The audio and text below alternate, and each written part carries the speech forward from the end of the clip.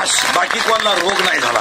दुष्काळ फक्त दोघांना आहे, एक शेतकरी, दोन त्याच्या दारातली गाय, तिसरा कोणाला रोग झाला नाही. पण झोटिंग बाबा पुढे सांगून ठेवतो, लिहून ठेवा, एक दिवस या देशात शेतकरी राजा होणार आहे. एक दिवस असा येणार आहे, थोडे दिवस कळ काढा आता येणार. बाकीच्यांची जवळजवळ कंपन्यावाल्यांचा तर गेम झाला. डीएड बंद, डीएड बंद, बीएड बंद, एटीडी बंद, डिप्लोमा बंद. 5-10 वर्षात इंग्लिश मिडियमला कुलूप लागणार. अहो लोक उठते नुसते शाळाच काढते, लोकांनी पोरं कुठून आणायची. बावळ्याचा बाजार झाला सगळा, कोणी उठायचं, 2 खोल्या बांधून घ्या गाडी, कुठून आणायचे लोकांनी पोरं. बरं लोकांना पोरं होतील कशी काय. ज्याला बायको आहे त्याला तुम्ही तिसरं होऊन देती नाही, जे बायका करायच्या मूडमध्ये त्यांना बायका देती नाही. लोक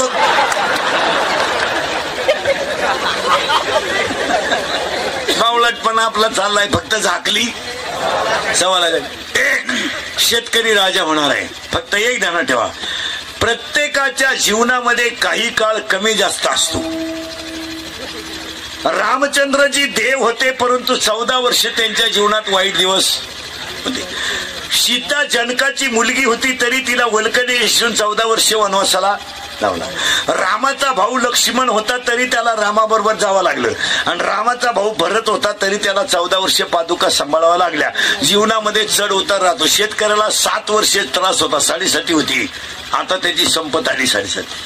बाकीच्यांना कोणाला रोग नाही झाला. 1 रुपयानं कांदा वाढला, 10 रुपयानं, कधी नव्वत कांदा 50 रुपये झाला. बोंबलली लोक, काय नोकरीवाल्यांची आग झाली.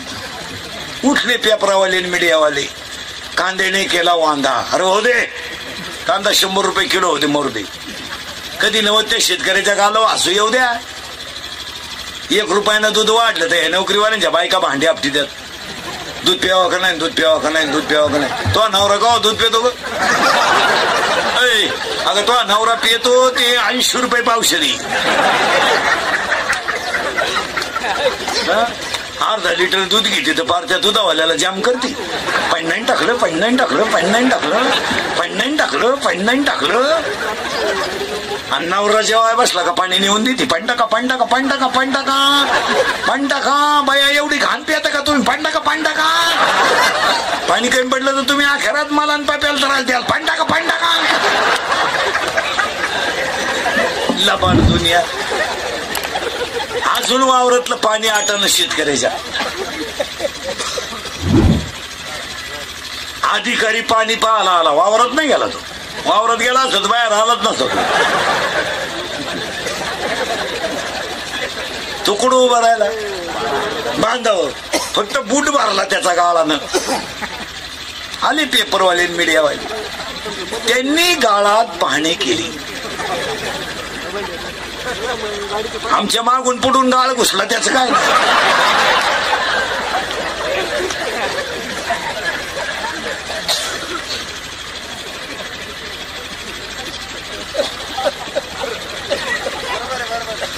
दहा लाख लोक आळंदीला होते, आज 8 दिवस झाले. वाजू वाजू खवाटे गेले काहींची, चालू चालू खुबे गेले काहींची. त्यांची कोणी दखल घेईना. 2च मिनिटं मोठा माणूस दिंडीत आला, लगेच त्याच्या गळ्यात टाळ. त्याला माहीत सुद्धा नाही टाळ का आला म्हणते. लगेच हे पेपरावाले स्माईल आली क्लिप.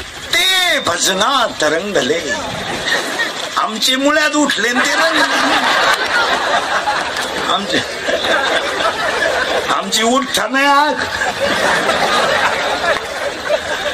बसता नाही आग. काय सांगतात तारा महाराज. फक्त खऱ्याची मेली आई. आपल्या कीर्तनात एकच दोष आहे महाराज, फक्त खरं आहे. एक शेतकरी राजा होणार आहे मान्य. फक्त देवाकडे मागायचं वर्धापन दिनाला. 1 शेतकरी वर्ग सुखी होऊ दे. 2 हिंदू धर्माचं दैवत गाय वाचू दे. 3 हिंदू धर्म टिकू दे. 4 वारकऱ्याची पताका चंद्र सूर्य आहे तोपर्यंत फडकत राहू दे. आणि 5 प्रत्येकाच्या गालावर हसू राहू दे. मागा देवाला. देवा झोटिंग बाबा, देवा शेतकऱ्याची गाय हिरवा चारा खाऊन उडी हाणू दे, शेतकऱ्याची गाय हिरवा चारा खाऊन उडी हाणू दे, काळ्या आईची तहान भागू दे आणि शेतकऱ्याच्या झोपडीतून हसू निघू दे. हाच देवाचा वर्धापन दे. फक्त शेतकऱ्याला महाराज म्हणून सांगत नाही, पण तुमचा मुलगा म्हणून सांगतो. 2-3 वाक्य ऐकाल तुम्ही तर बोलायचेच बंद आहे. ऐकाल. एक, वारंवार त्याच जमिनीत तेच पीक घेतल्यामुळे जमिनीची उत्पादन क्षमता कमी झाली. याच्यावर तुमचं मत काय? आता तुमचं उदाहरण सांगतो. मका काढली, रोप टाकली. कशाच? कांदे काढले,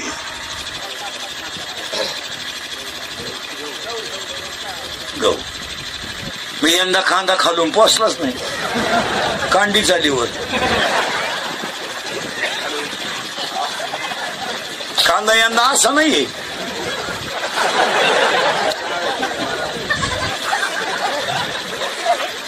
मी आलं पंप हाणू हाणू हाणू. एक रात्री बायको शेजारी बसलं, निम्या रात्री खाट हलवायची. त्याची बायको म्हणली, तुम्हाला झालं काय? तुम्हाला उद्या पंप आणायचंय. मग का खाट मोडीत का?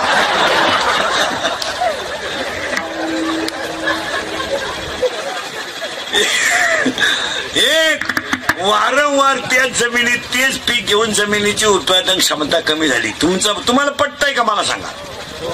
एक, पाया पडून सांगतो, शेती जरी कमी असली तर पिकांना थोडा गॅप द्या. गॅप द्या. हा, कांदे काढले ना, मका काढली, गहू काढ, थोडा गॅप द्या आणि बदलून करा. तेच लावून धरू नका. यावर तुमचं काय मत आहे? एक, वारंवार त्याच जमिनीत तेच पीक घेतल्यामुळे जमिनीची उत्पादन क्षमता कमी झाली. 2, टाटा मेट्रिक, निरा 71, राऊंड अप, गोल, M45, M35, अविनाश या तणनाशकांमुळे जमिनीतले जीवाणू गेले. यावर तुमचं मत काय?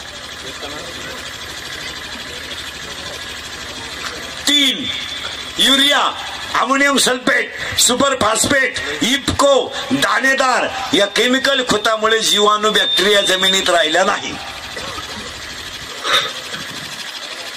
तुम्ही हाय म्हणा नाही म्हणा. हा. 4, शेतकऱ्याच्या दारातून गाय आणि बैल गेल्यामुळे शेतीला शेणखत मिळत नाही. 5, शेतकऱ्याची शेती वायलं निघल्यामुळं कमी झाल्यामुळं बांधाला झाडं राहिले नाहीत आणि झाडं नसल्यामुळं पिकाला ऑक्सिजन आणि कार्बन डायऑक्साईड मिळत नाही. पूर्वी लोक कमरे म्हणजे कवळीत आवरणार नाही अशी खोडं होऊन द्यायची झाडाची. याचं कारण त्या पिकाला ऑक्सिजन मिळत होता. आज बांधच नसल्यामुळं ऑक्सिजन मिळत नाही. 6, शेतकऱ्याचं पाणी भरायचं नियोजन नाही. पाणी लावून देतो, लग्नाला जातो.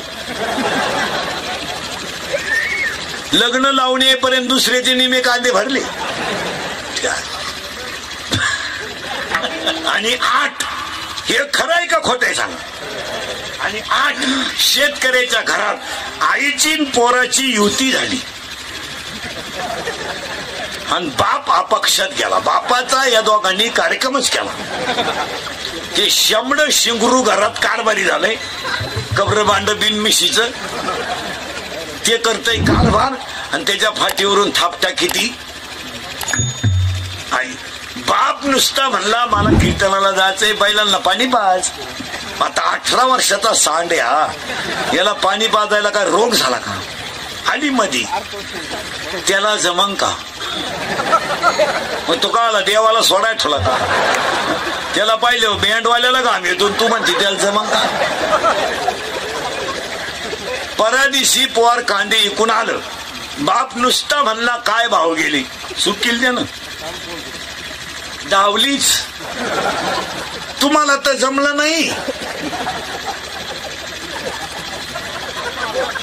तुम्हाला तर जमलं नाही. पोर करत हे तुम्हाला पावत नाही. प्याला असेल पोर मग का कायम पेत आहे का? 700 रुपये कांदा गेला, पोर गुणीत मुतलं. व्यापारी म्हणला 2-4च कांदे कसे काय ओले झाले, तुम्हाला ड्रायव्हर पडलं उन्हाळ्यात. या सगळ्या गोष्टीमुळे शेतकऱ्याच्या घराचं वाटोळं झालं. याच्यावर तुमचं मत काय?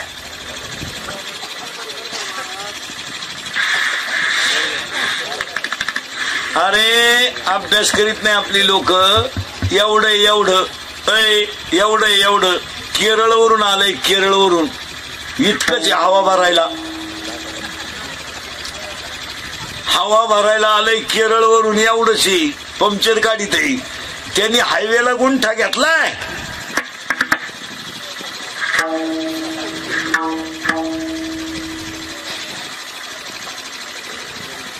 हा म्हणा नाही म्हणा, आणि आपला हवा भराय त्याच्याकडे जातोय. एक गाय पाळली आपण तर ती खुट्यात गुंतून मिली. 500 गायात गवळ्यांच्या 20 वर्ष आपल्याकडे.